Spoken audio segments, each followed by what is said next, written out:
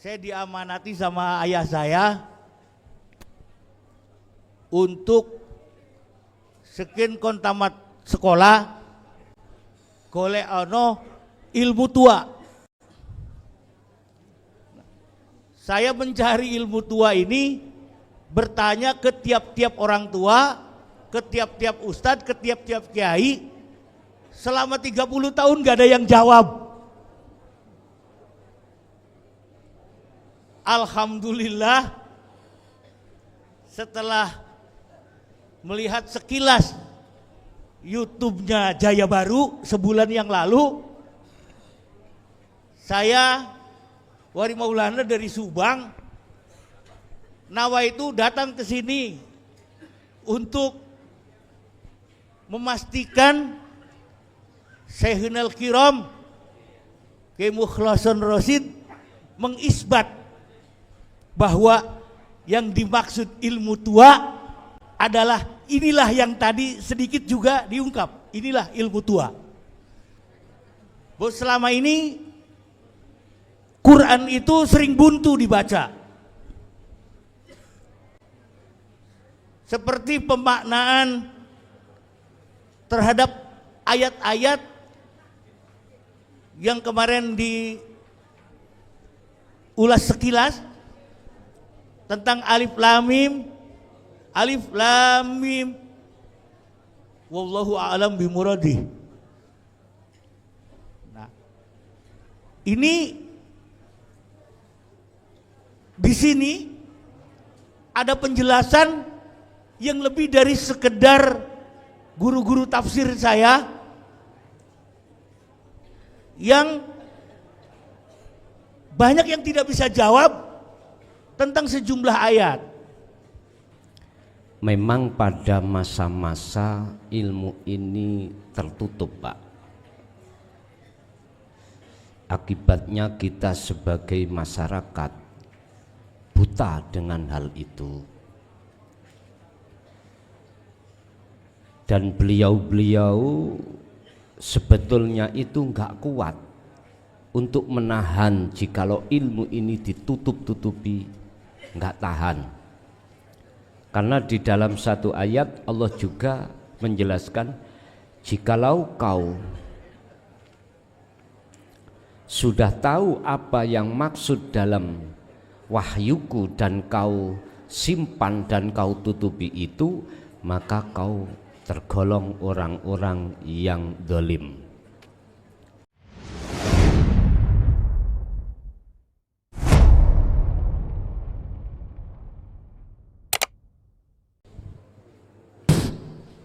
Assalamualaikum warahmatullahi wabarakatuh.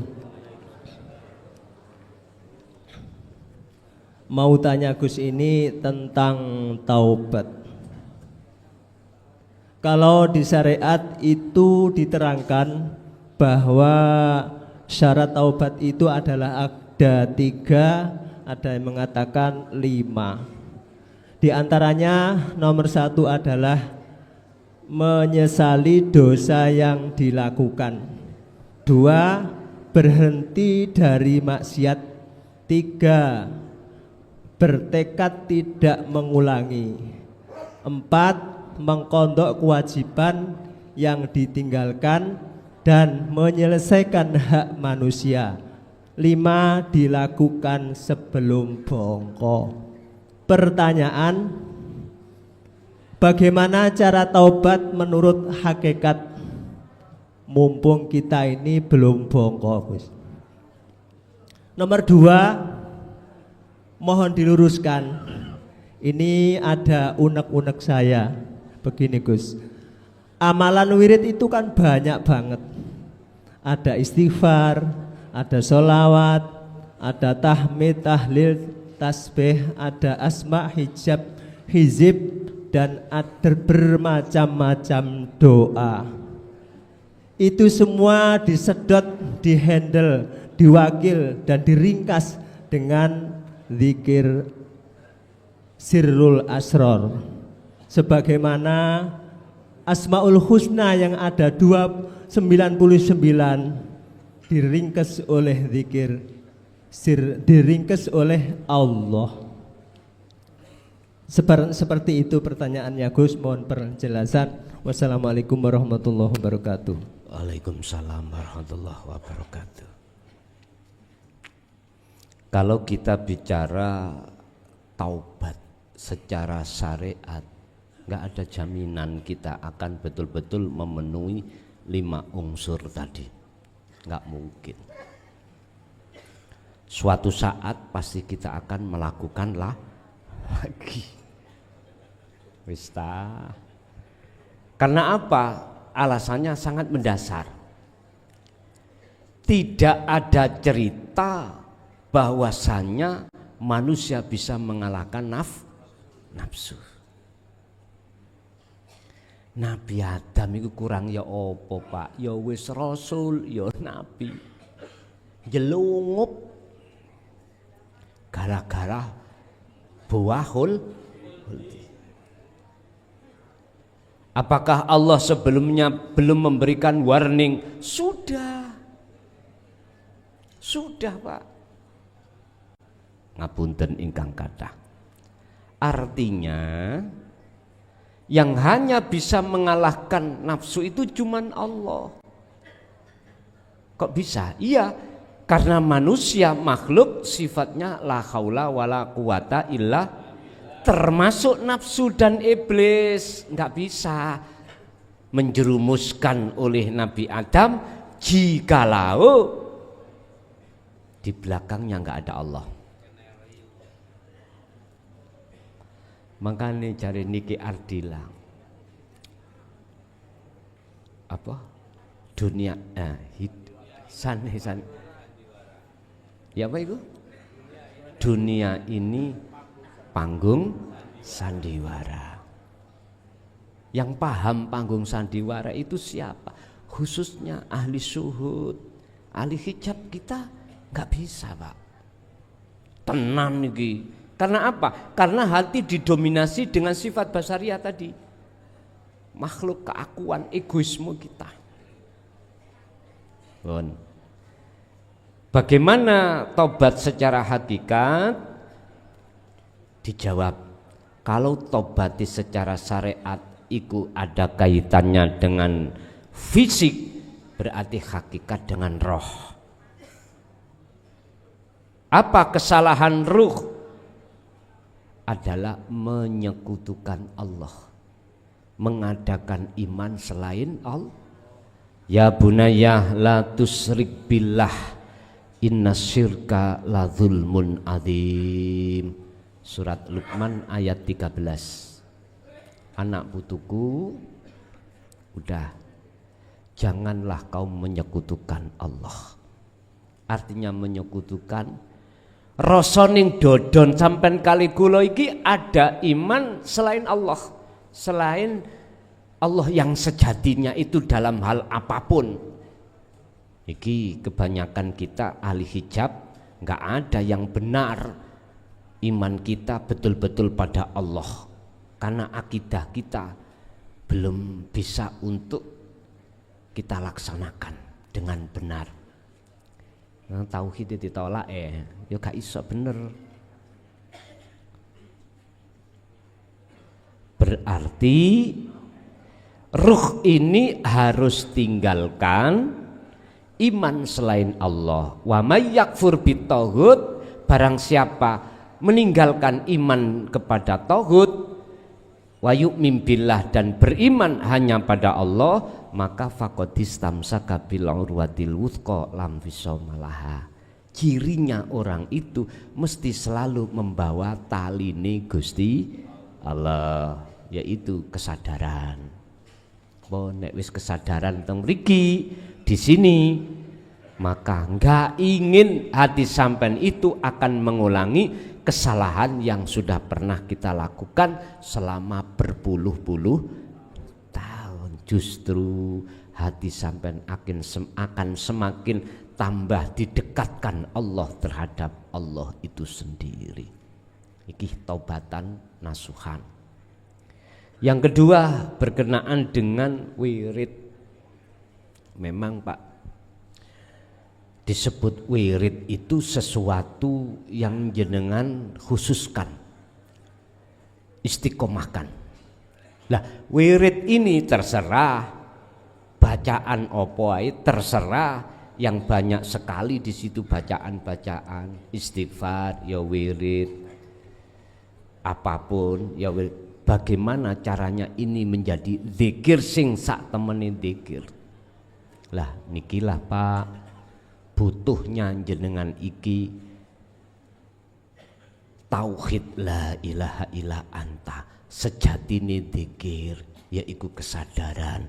Itulah yang kusebut zikir sirul asrar. Sehingga ketika jenengan berwirid itu, nur sing muncul itu bukan Mbak Nur, bukan Cak Nur, bukan Nurullah di dalam alam mukasafah dan alam mukhadoroh, tapi nur yang muncul itu nanti di maqam musyahadah yang disebut nur ma'rifat. Oke, lanjut. Assalamualaikum warahmatullahi wabarakatuh. Dalam saking kendal lari Gus, menika mengersani sifat basariyah. Basariyah itu ingkang saged mujahadah, sehingga mujahadah sampai dhuwur-dhuwur itu kantos makom fana, makom fan jam'i atau wahdatul wujud. Lah menika saged diswastani sampun kelebet maka 50 napa dereng Gus. Nika. Ingkang nomor kalih nggih nika nggih termasuk napa niku cangkriman bedhekan menyangkut Nur Muhammad. Lah nika ayam kalih telur riyen pundi nek kula bedhek kok nganu keri sedaya. Matur nuwun Gus. Assalamualaikum warahmatullahi wabarakatuh. Waalaikumsalam warahmatullahi wabarakatuh. Sifat basariyah ini belum kami jelaskan yang sebagai sifat nububiyah, akidah nububiyah. Insyaallah besok kami sampaikan terkait akidah nububiyah. Aqaid 50 niku kan wonten loro. Akidah uluhiyah, akidah nububiyah. Jadi sifat basariyah nanti kita bahas besok terkait sifat-sifat kerasulan. Ada 9, di situ ada 4 jaiz, 4 wajib, 4 mukhal, yang satu adalah jaiznya. Besok Pak ya. Besok. Yang kedua terkait masalah Nur Muhammad tadi, sehingga bisa kita gambarkan dahulu mana antara telur dengan ayam. Nyun sewu, mesti sampean kali kula kalau belum masuk pada sifat wahdaniyah Allah di dalam sifat salbiyah, tasik muncul kalimat telur dan ayam. Hati maksudku bukan lesan. Kalau lesan ya harus muncul antara telur dan ayam. Kalau dikatakan secara lesan, akal, dahulu mana antara telur dan ayam? Jawabannya dahulu telur. Terus sekarang dahulu mana ayam dengan telur? Jawabannya dahulu ayam. Syariat. Sebab apa? Kalau tidak ada ayam, enggak ada telur. Enggak ada telur, ya enggak ada ayam. Wis iku sampean ringkes, akhirnya sampean ya urip iku. Pun ketemu won. Oke, lanjut. Assalamualaikum warahmatullahi wabarakatuh. Saking Bandung Gus badhe nangletaken tentang gendeng atau kula kan selama niki mboten ingat batir nginum napa batir tilem. 70 mriko mah batir tilem, 70 menginggil batir nginum. Ning apa? Ninggalaken pekerjaan nggih mboten diinget. Terus ninggalin cucu cicit nggih sepriki teng mriki mboten diinget. Terus ninggalin utang nggih puluhan tahun mboten diinget. Niku termasuk gendeng napa termasuk ngilangin tauhid. Terus tambahane niki Gus, kula alam sadar niku mimpi kepanggih ulama, kula disalamin. Lah semriki kula pengen sangat ndugeni ulama mereka kelesan enten pesantren kilat teng mriki, kula dugi mriki nggih kepengin nemoni ngaten, kepengin bales salamanipun. Kalau dikersokake nggih dalem purun salaman. Pun ngaten mawon. Assalamualaikum warahmatullahi wabarakatuh. Waalaikumsalam warahmatullahi wabarakatuh. Awal-awal Ramadan kami sudah buka untuk pertemuan.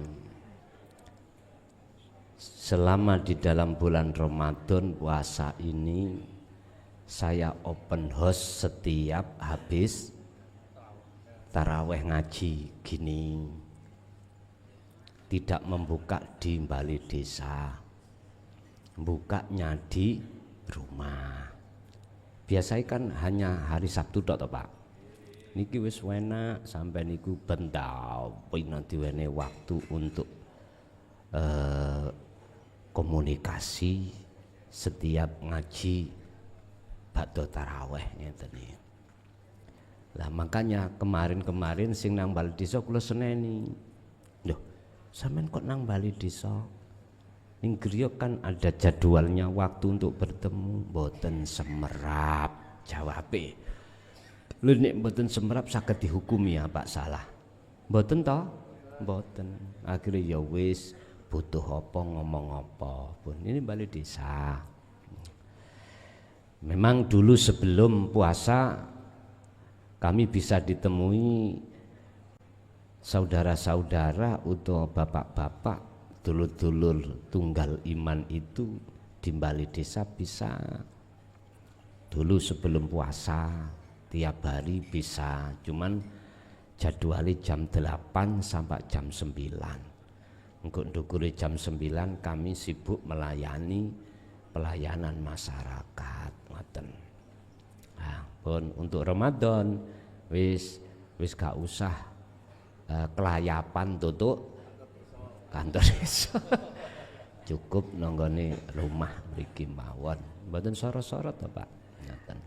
Wis berkenaan dengan majnun atau gendeng. Yang mengatakan gila itu kan orang lain Pak, bukan kita. Kita sebetulnya nggak apa-apa, nggak apa-apa. Jikalau kita tidak ingat pada sesuatu apa yang kita lakukan, jikalau itu disebabkan karena hati Anda mencorong nur makrifate, ya iki sing bener, boten gendeng, malah yang ngelok nih iku sing gendeng. Lah wis Gusti Allah iku jengleh-jengleh kok ya ora ngerti, berarti ikulah orang sing gak waras. Itulah orang yang tidak sadar. Sing sadar iku yaiku wong-wong sing dek iku gak sadar urusan dunya. Mekaten nggih Ibu, ada monggo Bu. Bismillahirrahmanirrahim. Gus, kami dari Batam, Yeni izin bertanya Gus mengenai baiat. Untuk baiat itu misalnya keluarga kami yang belum mengikuti bimbingan BIMTEK baik secara live ataupun hadir di tempat ini, terus ingin mengikuti baiat apakah bisa? Kemudian mengenai saudara kami yang mengikuti melalui live baik di Batam maupun di Surabaya, untuk petasannya itu Gus, isaroh petasan itu apakah juga bisa dibelikan di sini atau dibelikan di Batam sendiri? untuk melaksanakan isaroh petasan tersebut. Kemudian kami ingin penjelasannya Gus mengenai setelah baiat ada isaroh petasan itu maknanya apa ya Gus? Kemudian lagi Gus, kami mohon penjelasannya mengenai pujian. Dan mohon untuk diberikan contohnya, puji Kodim ala Kudus, puji Kudus ala Kodim, puji Kodim ala Kodim, puji Kudus ala Kudus. Mohon penjelasannya dan contohnya ya Gus. Terima kasih. Assalamualaikum warahmatullahi wabarakatuh. Waalaikumsalam warahmatullahi wabarakatuh. Berkenaan dengan baiat jatuhnya 1 Maret atau 11 Ramadan. 1 Maret atau 11 Ramadan, harinya hari Ahad. Apakah yang mengikuti live itu juga bisa dikatakan sah? Apakah yang tidak mengikuti dasar-dasar mulai awal itu terus hatinya mengikuti baiat walaupun secara live boleh sahkah? Sah, ngeten Pak Bu. Dasare saya katakan sah itu yang mengesahkan itu hanya Allah. Syarate dikatakan sah kalau jenengan merasa yang membaiat hanyalah Allah. Saya jaga diri saya, akune Allah, Anda harus juga jaga akunya Allah. Walaupun tidak di majelis, di pondok, artinya walaupun jenengan mengikuti lewat live sah. Sebab takrif daripada baiat miturut hakikat itu adalah nyambung nih taline ruh terhadap wujudi Allah. Setelah berpuluh tahun taline ruh terhadap Allah yang kami sebut rasa ihsan iku keputus oleh nafsu kita. Akhirnya kita itu beriman pada selain Allah. Lah yang berhak menyambungkan itu hanyalah Allah. Jangankan membaiat, bimbing ilmunya untuk menjadi nur tauhid itu tidak ada lagi kecuali ya Allah. Iman sampean tauhid sampean ben murni, biar murni harus larinya ke ahad. Masalah petasan terserah sampeyan seleh kini monggo, tapi syaratnya sampeyan wenehi jeneng, amen tulisi jenenge sopo petasane, orangnya tidak hadir di sini, atau sampeyan nyumet dhewe ning omah, sampeyan sumet dhewe rapopo. Pun iku masalah petasan ya, masalah petasan. Untuk masalah apa laku sesudahnya baiat nanti, ya sudah, nanti tak jelaskan ketika saat setelah berbaiat. Yang jelas biar di situ sinkron antara hukum hakikat dan hukum syariat. Tolong kalau bisa dari sisi baju pakai baju sing putih. Nek iso semuanya putih, rokya putih, ben koyok ketek, ngoten lho. Ngoten. Sing laki ya ngono. Apa sih tafaule? Iku nduduhno nang Allah. Ya Allah, iki bahasa al-ubad atau bahasa salik. Bersihkanlah saya putih dari noda-noda di dalam hati. Karepe ngono tafaul, iku hanya tafaul syariate. Terus bagi yang ada di majelis maupun yang ada di luar alias mengikuti live streaming BAT, siapkan air 1 gelas sebelum jenengan itu mengikuti BAT itu. berkenaan dengan pujian Qadim ala Qadim, Kudus ala Kudus. Qadim iku adalah Allah, Kudus adalah manusia. Contoh, Qadim ala Qadim. Qadim iku pujine Allah nang Allah sendiri. Itulah jenengan sing wis kelangan kemahlukane, terus jenengan iki melakukan apapun, otomatis kan aku sampean gak enek toh? Mboten wonten. Apapun yang diberikan Allah terhadapmu, syariate kan ngucap alhamdulillah. Iku puji. Bisa dikatakan syukur. Tapi ning dodo sampean iki sudah tidak ada keakuan makhluk. Ya itulah Qadim ala Qadim. Kudus ala Kudus, menungso nang menungsone. Jenengan iki dikasih sinten mawon, bilangnya terima kasih, matur suwun. Tapi pertanyaannya dodo sampean ning jero iki ngomong nang ndi? Duduknya hati di mana? Takholikah, tajalikah? Lah, jikalau duduknya di taholi, mohon maaf, ngapunten ingkang kathah, iku sing disebut Kudus ala Kudus. Apa iso Pak sing jenenge Kudus ala Kudus itu terjadi kalau tidak melihat Allahnya? Tanpa Allah nggak iso. Inilah yang disebut ahli hijab. Ahli hijab pujone menungso nang menungsone, lesan sampeyan si A, ati sampeyan nerko imane ya si A. Mesti jenengan pujaane nang si A, iman sampeyan. Bon.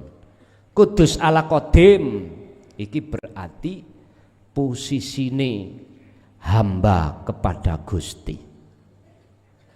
Ini apabila dilakukan oleh ahli syuhud, lesane ngucap matur suwun Pak D, tapi ati sampeyan bilangnya bukan Pak D makhluk iku.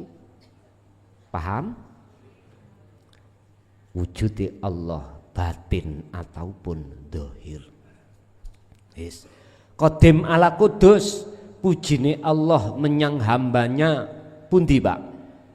Ya, ahli syuhud mengatakan semua apapun ilmu yang dididikkan padaku, terus semua apa saya berkholwat dan berzikir, semua itu bersumber dari Allahnya. Ikut sing disebut rahmat. Inilah yang dimaksud innallaha wa malaikatahu yusholluna 'alan nabi ya ayyuhalladzina amanu shallu 'alaihi wasallimu taslima. Ini yang dimaksud innallaha wa malaikatahu yusholluna 'alan nabi. Titik. Ya iki pujine Qadim ala Qud berupa apa? Rahmat. Berarti jenengan iki ditakdirno Allah ati bisa nampa ilmu dan sing mimbing iku Allah, hati sampai muncul iman di situ sampai jenengan ke alam muraqabah, alam fana, alam musyahadah, semua itu atas dasar rahmati Allah. Hati iki berarti disebut Qadim ala Kudus. Assalamualaikum warahmatullahi wabarakatuh. Terima kasih untuk kesempatannya. Ada dua hal yang saya ingin sampaikan. Pertama, saya mengucapkan terima kasih karena sejak lulus sekolah tahun 92 saya diamanati sama ayah saya untuk sekian kontamat sekolah golek ono ilmu tua. Saya mencari ilmu tua ini bertanya ke tiap-tiap orang tua, ke tiap-tiap ustadz, ke tiap-tiap kiai. Selama 30 tahun gak ada yang jawab. Alhamdulillah setelah melihat sekilas YouTube-nya Jaya Baru sebulan yang lalu, saya Wari Maulana dari Subang, Nawa itu datang ke sini untuk memastikan Syekhunal Kiram Kiai Mukhlason Rosid mengisbat bahwa yang dimaksud ilmu tua adalah inilah yang tadi sedikit juga diungkap, inilah ilmu tua. Karena orang-orang tua sendiri bingung yang disebut orang ilmu tua itu yang mana. Dan yang kedua adalah bahwa saya merasakan terbukanya makom ahli hijab saya. Bahwa selama ini Quran itu sering buntu dibaca. Seperti pemaknaan terhadap ayat-ayat yang kemarin diulas sekilas tentang alif lam mim wallahu a'lam bimuradih. Nah, ini di sini ada penjelasan yang lebih dari sekedar guru-guru tafsir saya yang banyak yang tidak bisa jawab tentang sejumlah ayat. Dan alhamdulillah sekali lagi saya berterima kasih bahwa Kiai Haji Mukhlason Rosid ini membuka selubung baru dari bentuk Quranul Karim di backup dengan Quranul Qadim yang dalam tataran ilmu pengetahuan saya sebut hampir seperti epistemologi ilmunya. Jadi basic filsafat kekitaban dibuka di dalam Al-Quranul Qadim dan semoga Allah mensegerakan penyusunannya. Terima kasih. Wassalamualaikum warahmatullahi wabarakatuh. Waalaikumsalam warahmatullahi wabarakatuh. Oke, kami hanya mengkoyiti mawon, mentaukiti mawon. Memang pada masa-masa ilmu ini tertutup, Pak. Akibatnya kita sebagai masyarakat buta dengan hal itu. Dan beliau-beliau sebetulnya itu enggak kuat untuk menahan jikalau ilmu ini ditutup-tutupi, enggak tahan. Karena di dalam satu ayat Allah juga menjelaskan, jikalau kau sudah tahu apa yang maksud dalam wahyuku dan kau simpan dan kau tutupi itu, maka kau tergolong orang-orang yang zalim. Nanti akan ketemu, Pak. Itu di surat Al-Baqarah ada. Dari versi Al-Quranul Qadim. Itu pengertiannya orang yang menyimpan kebenaran. Bon. Itu nanti dibuka oleh Allah ketika berjalannya turunnya Nabiullah Isa alaihissalam. Kalau Nabi Isa sudah Allah turunkan, maka Nabi Isa akan meneruskan syariatnya Rasulullah. Apa syariatnya, thariqahnya, hakikatnya, makrifati Rasulullah?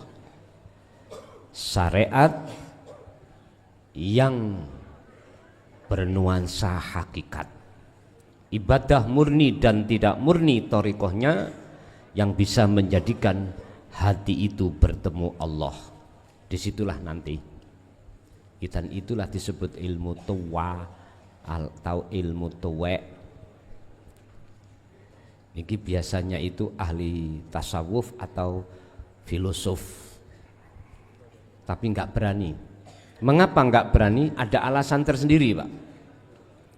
Karena golongan Khawarij saat itu luar biasa. Khawarij itu golongan penentang ilmu tasawuf, golongan penentang ilmu tauhid, itu disebut kaum Khawarij. Yes. Berkaitan yang kedua, berkaitan dengan pembukaan hijab di dalam hati kita masing-masing. Inilah maksud Allah bersabda, orang yang dikunci dan ditutupi hatinya oleh Allah itu yo karepe Allah, kehendak Allah. Orang yang hatinya itu tidak dikunci alias dibuka hatinya terhadap hidayah Allah, itu yo karepe Gusti Allah, itu yo kehendak Allah. Cuman pertanyaannya, mengapa satu sisi Allah menyesatkan hambanya, satu sisi Allah memberikan petunjuk? Ada alasannya, yang mungguh Gusti Allah sendiri, dan itu nanti akan dijawab di dalam Al-Qur'anul Qadim. Lanjut.